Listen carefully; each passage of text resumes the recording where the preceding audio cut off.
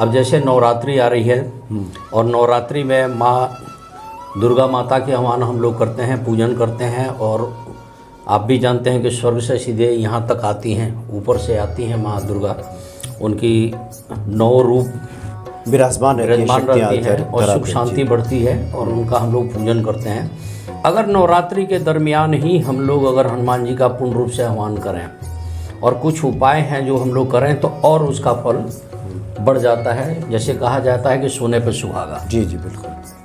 कई गुना बढ़ जाता है, 4 गुना बढ़ता है, 100 गुना बढ़ता है, अलग अलग चीज़ें हैं। अगर आप बार बार किसी काम में असफल हो रहे हैं और सफलता आपको नहीं मिल रही है तो हनुमान जी का 108 पाठ करके करना चाहिए नवरात्रि के बीच में।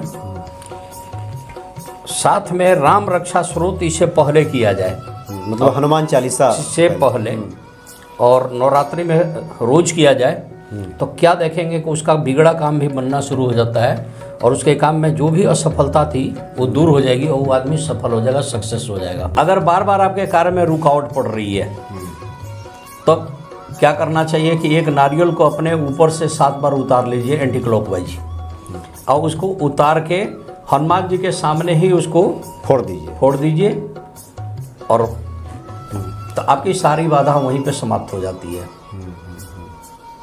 किसी प्रकार कोई बाधा हो, कोई भी बाधा हो आपके ऊपर, बार कोई मुसीबत हो, राहु हो, केतु हो, शनि हो, किसी के ऊपरी चक्कर हो, कोई बाधा हो, वहीं समाप्त हो जाती है। बशर्ते कि मंगलवार का दिन हो और नवरात्रि का ही समय हो, बशर्ते यही है। इसके बाद अगर बहुत ज़्यादा किसी को क्रोध आ रही है तो हमने क्रोध के ऊपर कई एपिसोड में भी बताया है, लेकिन यहाँ मैं बताऊँगा कि हनुमान चालीसा नवरात्रि में पढ़ें, क्रोध शांति आ जाएगी। और हर तरह की कुमिति निवारण सुमति के संगी हनुमान जी हैं। आपके मन के जो विकार हैं वो दूर होनी शुरू हो जाएगी।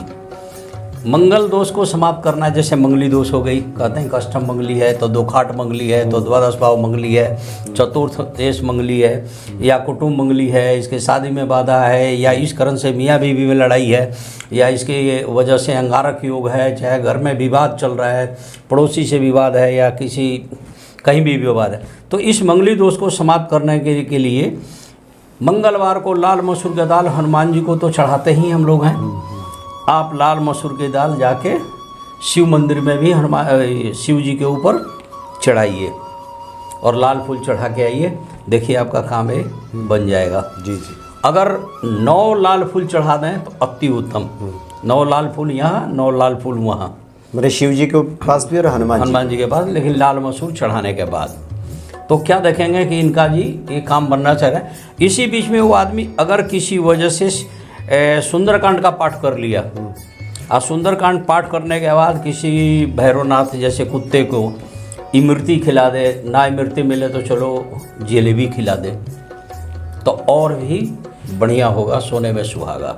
अगर प्रॉस्पेरिटी चाहिए, जिसे कहते हैं सुख, समृद्धि, शांति, वैभव, कृति, मान सम्मान, तो मिट्टी के बर्तन में बूंदी का भोग लगाएं, लाल बूंदी का भोग लगाइए और सामने हनुमान जी के सामने एक सरसों तेल का दीपक जला दीजिए। वो भी अगर मूली का जला दें तो फार बेटर, माने बहुत अति उत्तम होगा।